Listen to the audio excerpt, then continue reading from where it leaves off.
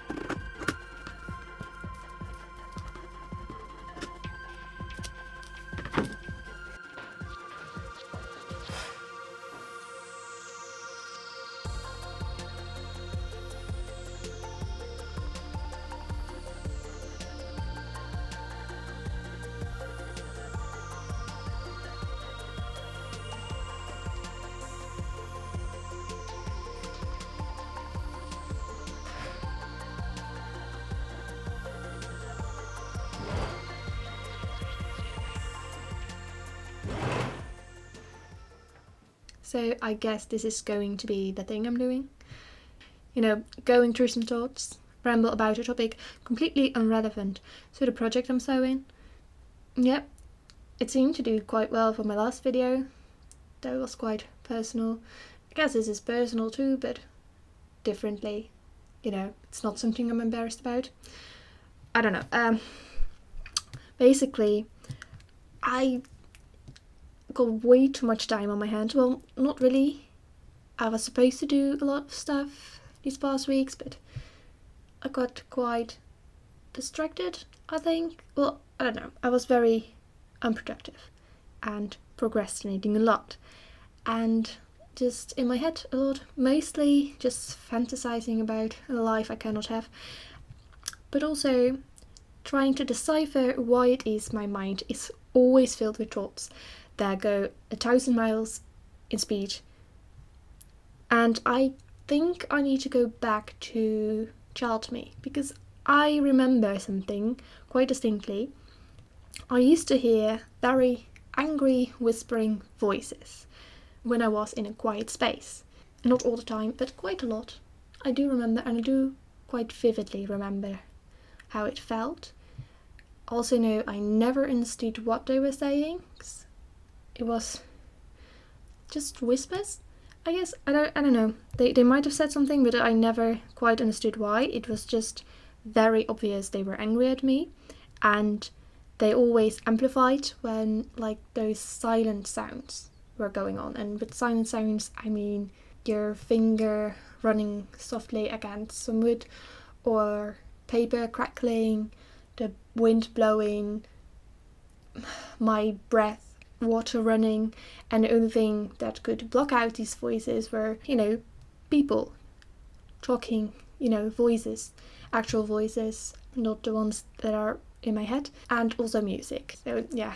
And what I mostly remember is that they made me so anxious because I couldn't run away from them. And I'm quite uncertain because I don't remember why I got them or what triggered them. My guess is I might be overstimulated or anxious or just overwhelmed as a kid. Other than that, I don't have any guesses of why those voices appeared sometimes and sometimes not, and mostly in quiet places. I only had it once as a semi-adult, you know, not quite an adult, not quite a teenager anymore. I don't know why that random one time I got those voices back, but yeah, and now they are not here. I think it is my subconscious just filling my head with voices, and then it's mostly my own voice instead of going, you know, because my own voice is always with me, whether it's music or other people or not. So me having so many thoughts at so quick a speed is probably just to guard me from those voices again, or perhaps they never existed and I'm just being weird and you are now completely think I'm mad. I'm not, I promise. And you know, I have many thoughts. Let's start with the first most prominent ones, the anxious thoughts. I'm quite gifted at those, like super gifted. I'm brilliant at it. I'm very talented at those, definitely. And those are also the ones that trigger my imagination, because it's that part of me that always wants to hide from reality. And second to most used ones is the compulsive thoughts. You know, the thoughts that trigger my OCD, or better said, are my OCD. They try to control literally everything. And also have some curious thoughts, the trying to find a solution to problems that don't exist thoughts, the melancholy thoughts, and angry thoughts. I rather pretend that those do not exist. I really hate feeling angry, and also really hate people fighting. I can't stand those. I hate it. It's my most hated feeling. And I do seem to get angry quite easily, so that doesn't go well for me at all. And then you also have the confused thoughts, and those are the ones that I have had a lot of.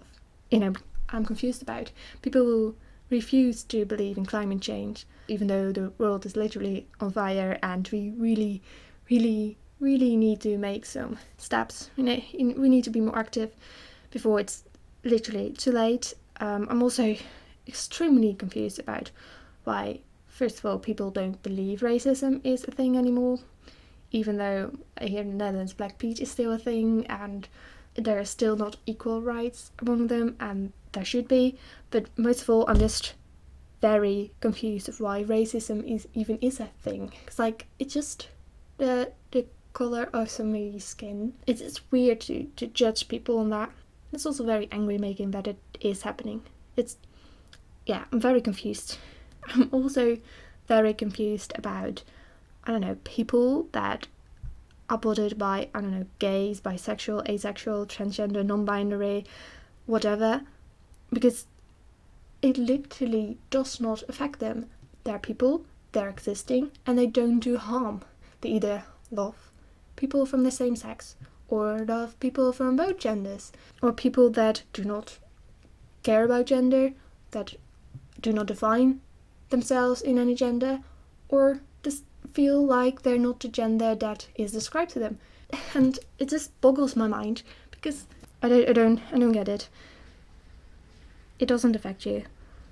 But the thing I am literally the most confused of in all times is why there are so many people who seem, I'm saying seem because I can't really look inside their head, and I guess people can't see by looking at me that I feel these feelings, but why is it that people just accept that life is about getting a job and getting married and getting children and then die and not have an adventure? Like, why is it people accept that they do not live in some sort of fairy tale or why? Because I can't seem to accept it, because every time I try to, I always end up really, really want to be in some different kind of world with some sort of very obvious purpose, and I just want to fight some demons or wizard or whatever, and I just want magic to be real.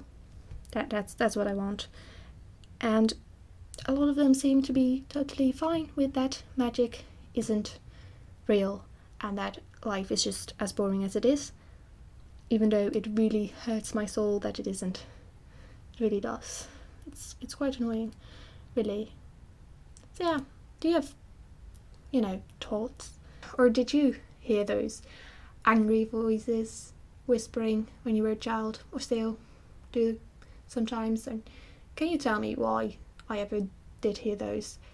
Am I insane, or is it just a very normal thing?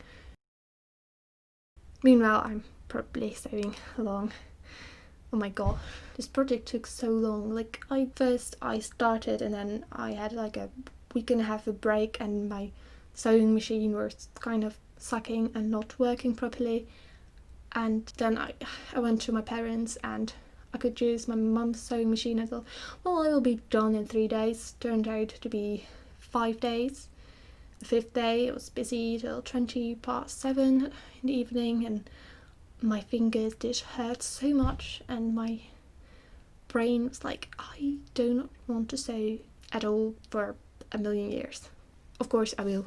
It will pass soon. I kind of passed already. A little break of about 3 days now.